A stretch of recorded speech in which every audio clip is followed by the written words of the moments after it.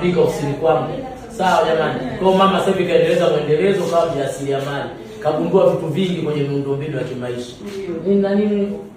Mambo mengi. Njoo ule afu usimulie. Jamani nina maana angalia mambo sawa. Mama kiboko yupo. Naoga.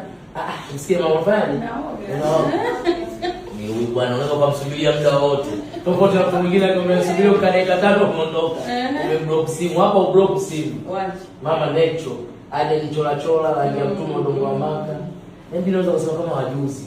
Mkubwa sema anajitunza. Ndio. Badilishi mahusiano. Hivyo ndio kuna ule mtu wa TANESCO. Mahusiano magumu. Mahusiano magumu na ndoto. Kweli mama? Hiyo nani ajira nyingine. Kweli? Msikieni mama, uje kaongea neno zito. Mahusiano magumu hiyo ni ajira nyingine. Kweli, mpaka kama kazi tu. Unaona? Mpaka mkubwa kaongea kuna vitu kakutana navyo. Kachoka sasa. Kwa hiyo mama kwa mwenye simu sasa hivi. Sikosi. Kwa mwanzo. Sema ndo magumu. Pole mama, usijali. Kama magumu hiyo. Kawaida.